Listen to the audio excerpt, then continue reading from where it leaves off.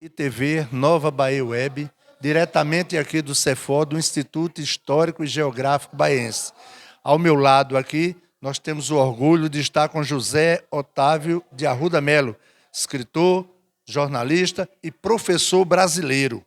Ele que já escreveu mais de 17 livros e é o sócio mais antigo da Academia de Letra. Doutor José Otávio, como o senhor vê a cidade de Bahia com esse Instituto Histórico e Geográfico nos dias de hoje? Eu vejo com muita satisfação, porque eu sempre defendi, a nível do Grupo Zé Honório, a nível da Academia Paraibana de Letras e a nível do Instituto Histórico, a interiorização dessas instituições, histórico e academia. Sempre entendi que essas atividades não devem se restringir a João Pessoa e Campina Grande, como as cidades mais importantes da Paraíba, mas se devem dilatar por todas as outras comunidades do Estado. E é o caso de Bahia, que é uma cidade, inclusive, de forte tradição cultural e que hoje tem um Instituto Histórico muito bem encaminhado pelo nosso amigo Edielson, tem uma biblioteca muito boa, me parece que o fundador é um rapaz chamado Edmilson, não é? Edmilson, me parece. Pois bem, então eu vejo isso com muita satisfação e acompanho à distância, mas também com muito interesse e com muita dedicação, as atividades desenvolvidas pelo Instituto Histórico, da qual é patrona uma grande amiga, minha comadre, Helenice Fidelis, uma educadora de primeiríssima ordem, que foi secretária aqui do governo Lourival Caetano e que desenvolveu aqui comigo uma atividade muito intensa de educação pelo rádio. Chegamos a ter 600 alunos aqui em Bahia, e isso era devido a duas professoras que eram muito ativas.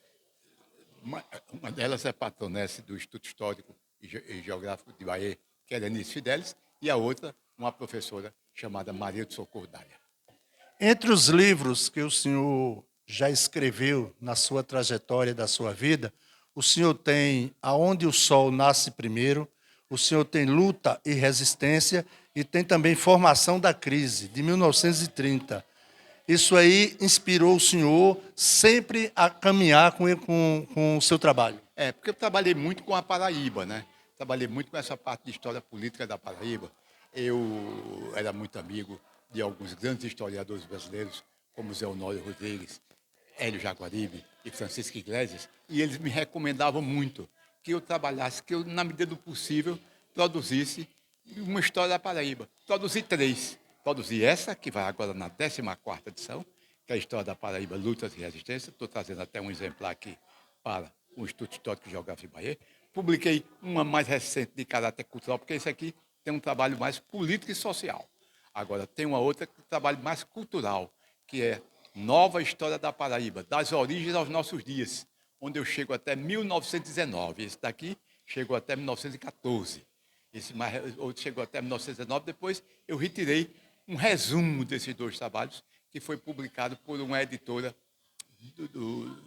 do Rio Grande do Norte.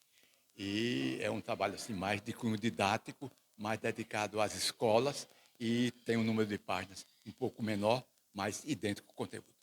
Qual o tipo de amizade que o senhor tinha com Otinaldo Lourenço, que nasceu em Surubim? Eu sou irmão de Otinaldo. É irmão dele? Eu sou irmão de Otinaldo. Otinaldo de Surubim. Eu, inclusive, o Otinaldo foi um grande estimulador do rádio paraibano. Ele não é o fundador do rádio paraibano, ele é um reorientador do rádio paraibano, através da Arapuã. Ele realizou um trabalho inteiramente novo na Arapuã, subordinado a um tripé, que era música, esportes e informação. Então, eu trabalhei com o Otinaldo, mantive com o Otinaldo um programa chamado Antena Política com quase 20 anos. A minha formação é de rádio.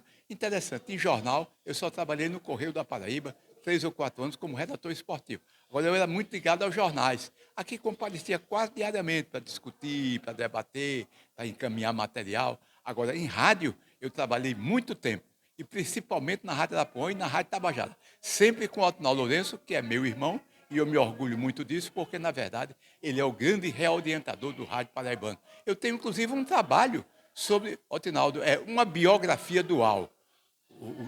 Não estou lembrado do título, o subtítulo é Uma Biografia Dual. Por que uma biografia dual? Porque eu me ocupo, nesse livro, de 2 grandes figuras da Rádio Arapuã. Orlando Vasconcelos, que foi o fundador da Rádio Arapuã, depois das iniciativas de um rapaz muito dedicado à música, que era Genival Macedo, e depois é Altinaldo. Então eu faço a biografia deles dois e com isso cubro um período bastante representativo do Rádio Paraibano.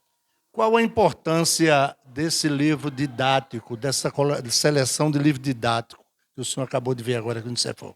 Bem, os meus livros didáticos são importantes porque eu conheço para poder chegar às escolas. Isso é que é importante. Eu sempre tenho chamado a atenção dos meus amigos. Estou vendo aqui que vocês têm várias pessoas que são do Instituto Histórico e integram a Academia de Bahia, Joacil Pereira, Ricardo Bezerra, Eitel Santiago. Mas o que é importante é que as publicações dessas figuras cheguem às escolas, como aconteceu com esse trabalho de Edielson, que é um trabalho extraordinário. Eu acho que é o trabalho mais completo que existe sobre o município paraibano, né? Eu estimulei muito publicações nos municípios, em Guarabira, em Duas Estradas, em Bananeiras, em Espírito Santo, em Esperança, em Princesa Isabel, mas Cajazeiras, Pombal, publiquei muitos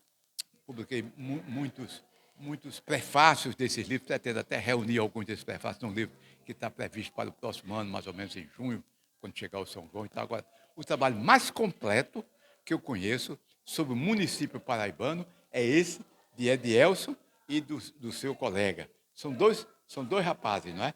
Edielson e Ariosvaldo Alves de Oliveira. Ariosvaldo é muito meu amigo, espero até vê-lo aqui hoje, porque ele é muito ativo também. E eu não sei como é que esses rapazes fizeram esse trabalho, porque é um trabalho de 9 ou 10. 9 ou 9. Eu tenho todos e já li todos. Inclusive, eu cheguei a conversar com um rapaz que está integrado aqui. Porque eu vim à Bahia jogar futebol aqui pela CEP, no tempo que não existia ainda o estádio. Sabe onde é que se verificava o jogo de futebol daqui? Na Samba, no campo da Samba. Né? E eu joguei lá com dois integrantes aqui de Bahia. Um deles era muito violento, era Grade. O outro era muito vigoroso, mas não era violento. Chuíte.